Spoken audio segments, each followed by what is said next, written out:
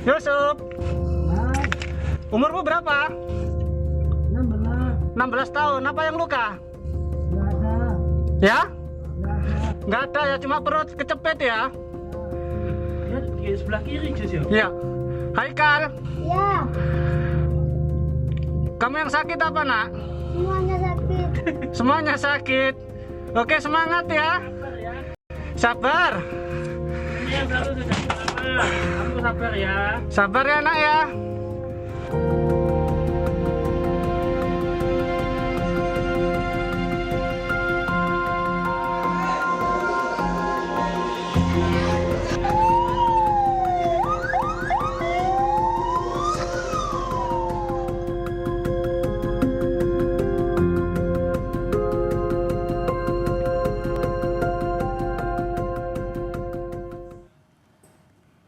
Musola Pondok Pesantren Al-Khozini di Desa Bundaran, Sidoarjo, Jawa Timur ambruk pada Senin sore.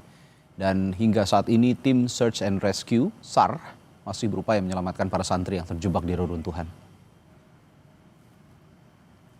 Inilah visual udara dari bangunan Musola Ponpes Al-Khozini yang ambruk saat para santri tengah menunaikan ibadah sholat asar. Sebelum ambruk, musola ini masih dalam proses pembangunan karena kondisi bangunan yang rentan. Proses evakuasi diterapkan dengan hati-hati tanpa menggunakan alat berat sebab sejumlah santri masih terjebak reruntuhan.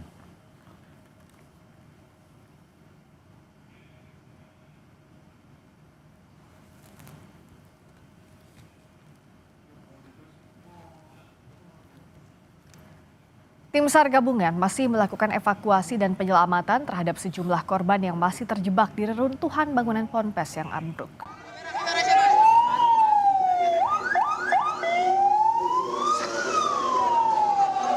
Kepala Kantor SAR kelas A Surabaya menyatakan masih ada 38 santri yang diduga terjebak di reruntuhan bangunan. Data tersebut diperoleh dari pihak pondok pesantren yang menyebut saat kejadian ada 140 orang.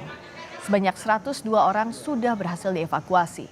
Tim SAR gabungan pun terus berupaya membuka akses jalan untuk memudahkan proses evakuasi korban. Dan untuk menjaga kondisi korban yang berada di dalam reruntuhan, petugas juga mengirim bantuan logistik berupa air minum, makanan hingga oksigen.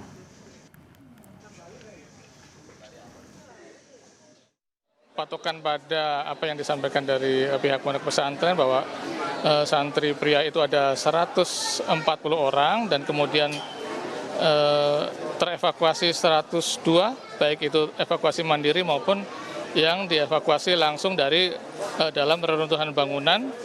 Tentunya seharusnya saat ini masih ada 38 orang. Dan itu juga masih kami konfirmasi kembali karena memang banyak juga santri-santri yang sebenarnya sudah pulang ke rumahnya. Ketua Ikatan Alumni Al-Khozini Muhammad Zainal Abidin menyatakan kegiatan sholat asar di pondok pesantren biasanya diikuti oleh 700 hingga 800 santri. Ia menyebut santri yang sholat berada di saf 1 hingga 5 dalam keadaan selamat. Sedangkan banyaknya siswa yang menjadi korban adalah mereka yang berada di saf 6 ke belakang.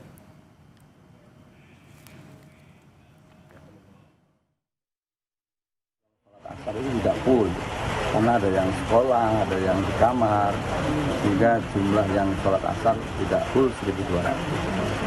Ya sekitar 800-an, 700-800. Karena kan pada sop 1 sampai 5 itu selamat. Artinya kan yang roboh itu di sop 5 ke belakang. Ya, memang untuk lantai 1-2 itu kan memang sudah setahun yang lalu. Ini melanjutkan tinggal atapnya saja, kepingnya ya diselesaikan atap. Regu penyelamat benar-benar berpacu dengan waktu untuk menyelamatkan korban musola ambruk yang masih terhimpit bangunan. Dalam rekaman video yang kami peroleh dari Regu Penyelamat Surabaya, tim berhasil berkomunikasi dengan korban yang masih terjebak. Yusuf, Nah, umurmu berapa? 16. 16 tahun. Apa yang luka? Nggak ada. Ya? Nggak ada. Nggak ada ya, cuma perut kecepit ya? Ya. Ya, di sebelah kiri, Jus ya? Iya. Haikal, Ya, Kamu yang sakit apa, Nak? Semuanya sakit. Semuanya sakit. Oke, semangat ya. Sabar. Ini yang satu sudah selamat. Kamu sabar ya. Sabar ya, Nak ya. Aku Ajis dari Rescue Surabaya ya. Sabar ya, ini usaha. Ini dulu aja. Masuk. Pak Megan, taruhlah. Untuk di situ ya apa kondisinya? Bisa dieksekusi atau masih butuh beberapa waktu? Butuh beberapa waktu ya, karena ini saya saja ini untuk berjalan merayap aja sangat kesulitan ini, 86.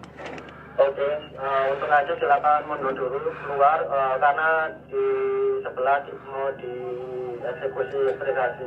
Untuk kita keluar dulu. 86 untuk Haikal ini di arah jam 1 ya, kurang lebih 2 meter dari jarak saya. Untuk saudara Yusuf arah jam 12 dari saya, kurang lebih 4 meteran. Dan untuk mengetahui kondisi terkini korban, kita simak laporan jurnalis Kompas TV Alfian Rahman di RSUD RT Notopuro, Sidoarjo, Jawa Timur. Alfian, sejauh ini bagaimana penanganan korban luka di sana dan apakah jenazah dari korban meninggal ini sudah dijemput oleh keluarga? Ya, selamat sore, dan juga saudara. Penanganan korban luka memang terus dilakukan oleh tim medis dari RSUD Sidoarjo, Jawa Timur. Begitu, terdata ada 8 orang korban yang masih intensif mendapat perawatan dari tim medis. 8 orang ini, 6 diantaranya mengalami luka berat. Begitu, ada yang sampai diamputasi di salah satu tangannya, dan sementara 2 orang mengalami luka sedang, dan ini semuanya masih dalam perawatan intensif di ruang hijau. Sementara untuk 2 orang korban meninggal dunia, yang pertama atas nama Muhammad Masudul Haq, usia 14 tahun, beralamatkan dari Duku Pakis, Surabaya, yang meninggal pada tadi pagi sekitar pukul 7:30 waktu Indonesia bagian Barat, sudah diambil oleh pihak keluarga, dimakamkan di tempat asal. Kemudian korban meninggal yang kedua atas nama Muhammad Soleh, usia 22 tahun, berasal dari Tanjung Pandan, Bangka Belitung, yang diperkirakan meninggal tadi sekitar pukul 9:30 waktu Indonesia bagian Barat pagi tadi. Juga barusan sekitar pukul 5 atau setengah 6 ini sudah diambil oleh pihak keluarga dan akan segera diberangkatkan menuju Bangka Belitung dengan menggunakan pesawat. Selain itu juga ada 30 orang pasien atau korban dari robohnya gedungnya musola di Ponpes ini yang sudah dinyatakan sembuh, kemudian dapat melakukan rawat jalan, dijemput oleh keluarganya kembali ke rumah masing-masing. Radhi. Oke, Alfian, lalu dengan para korban luka maupun yang meninggal, ini apakah ada juga santunan atau bantuan dari pemerintah pusat atau dari donatur yang sudah memberikan bantuannya? Ya, Radhi, untuk terkait penjelasan santunan atau bantuan, memang hingga saat ini kami belum mendapatkan informasi terkait hal tersebut. Yang dijanjikan adalah ini biaya pengobatan hingga sembuh maupun biaya pemulangan jenazah hingga pemakaman memang ditanggung sepenuhnya oleh pemerintah kabupaten maupun pemerintah provinsi. Di tempat saya melaporkan saat ini yaitu di RSUD Notopuro, Sidoarjo, 40 orang yang dirawat di sini dan dinyatakan juga sudah pulang maupun ada yang meninggal ditanggung sepenuhnya oleh Pemkab Sidoarjo. Sementara di 2 rumah sakit lainnya yaitu Rumah Sakit Siti Hajar dan juga Delta Surya ini akan sepenuhnya ditanggung oleh pemerintah Provinsi Jawa Timur. Di sini juga para keluarga korban memang difasilitasi baik itu tempat menunggu, krisis center maupun papan informasi untuk mengetahui proses evakuasi lanjut. Dan karena memang ini Radhi dan juga saudara tidak hanya 40 korban yang sudah dirawat dinyatakan sehat pulang ataupun yang meninggal yang diurus di sini, namun ada juga beberapa kemungkinan evakuasi masih berlangsung dari TKP menuju rumah sakit, salah satunya tempat saya melaporkan saat ini, dan keluarga korban masih menunggu informasi lebih jelas lebih detail terkait update dari evakuasi di TKP. Begitu, Radhi. Baik, Alfian Rahman melaporkan langsung dari RSUD RT Notopuro, Sidoarjo, Jawa Timur. Terima kasih. Dan selanjutnya untuk mengetahui situasi terkini evakuasi korban, kita simak laporan jurnalis Kompas TV Kika Madona dan juga juru kamera Hilmi Ardiantovani di Ponpes Al-Khozini. Kita menuju ke Kika Madona. Kika, sampai sejauh mana sebenarnya proses evakuasi dan apa yang jadi prioritas evakuasi saat ini? Iya, Friska, Radi dan juga saudara, jadi informasi yang kami terima kalau untuk prioritas evakuasi yang juga kemudian akan berlangsung pada hari ini adalah evakuasi korban yang mana tadi kalau berdasarkan informasi dari tim SAR Kota Surabaya yang menyatakan bahwa sudah ditemukan ada 12 titik korban. Nah, namun pada saat petugas kemudian memberikan pertanyaan atau kemudian untuk mengetes respon bagaimana korban di lokasi kejadian atau di TKP, ini ada 7 orang yang tadi juga kemudian dikonfirmasi oleh Sekda Prof Jawa Timur yang sudah memberikan responnya. Sejak pagi tadi ini proses evakuasi juga masih terus berlangsung, bahkan sampai dengan malam hari ini proses evakuasi masih terus berlangsung untuk memastikan agar seluruh korban bisa dievakuasi pada hari ini. Masih data yang juga kemudian kami terima hingga saat ini juga masih di angka yang sama, yaitu sebanyak 102 orang yang juga kemudian terkonfirmasi telah terevakuasi atau telah dilakukan upaya penyelamatan. Sementara hingga saat ini juga kemudian masih dilakukan proses penyelamatan, yaitu adalah terhadap kurang lebih sejumlah korban yang saat ini masih berada diduga di bawah reruntuhan dari Pondok Pesantren Al-Khozini di Sidoarjo, Jawa Timur. Sementara itu saudara, tadi Kapolda Jawa Timur yang juga kemudian meninjau langsung bagaimana kondisi dari tempat kejadian perkara menyatakan bahwa untuk lokasi atau TKP ini harus dilakukan upaya sterilisasi karena untuk mengantisipasi jika adanya reruntuhan susulan yang juga kemudian dikhawatirkan nantinya akan mengganggu proses evakuasi, proses untuk kemudian melakukan upaya penyelamatan terhadap para korban yang ada di Pondok Pesantren Al-Khozini Sidoarjo, Jawa Timur. Untuk itu dari proses evakuasi yang juga kemudian tadi disampaikan oleh Kapolda Jawa Timur, ini nantinya pihak kepolisian akan juga turut memanggil ahli konstruksi yang mana untuk memastikan, karena tadi sempat ada getaran seperti itu, ada tes getaran seperti itu yang mana ini juga kemudian akan berdampak terhadap sejumlah pemukiman warga atau rumah-rumah warga yang juga kemudian menjadi kekhawatiran yang juga cukup besar, yaitu adalah pada hari ini nantinya juga kemudian akan berdampak pada sejumlah bangunan yang ada di sekitar sini. Saudara, saat ini Menteri Agama di samping saya sudah ada dan juga kemudian meninjau langsung untuk di lokasi posko informasi yang saat ini juga kemudian meninjau langsung. Kami akan berusaha untuk mendekat, namun kami akan putarkan terlebih dahulu petikan wawancara yang disampaikan oleh Kapolda Jawa Timur berikut ini.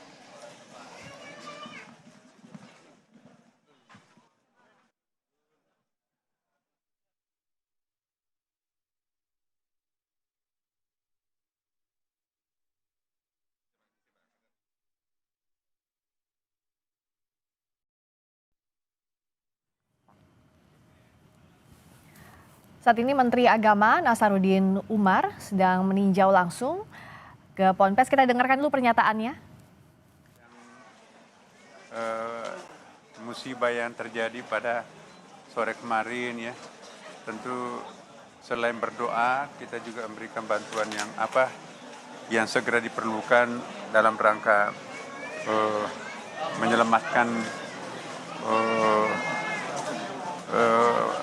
keadaan yang ada di sini supaya bisa menjadi kondisinya lebih baik ya kan, dan semoga santri-santri yang lain sedapat mungkin tidak terjadi trauma, sedapat mungkin bisa melanjutkan pendidikannya seperti biasa, dan insya Allah sementara Basarnas 24 jam ini berusaha untuk menyelamatkan apa yang bisa kita selamatkan, dan yang lainnya sudah di rumah sakit dan bersama dengan Pemda Jawa Timur itu sudah diberikan berbagai macam fasilitas, dan kami pun dari Menteri Agama ya juga bersama dengan lembaga-lembaga lain seperti Basnas dan lembaga-lembaga keuangan umat yang lain juga ikut prihatin memberikan dukungan bagaimana meringankan beban para keluarga besar yang terjadi di keadaan ini.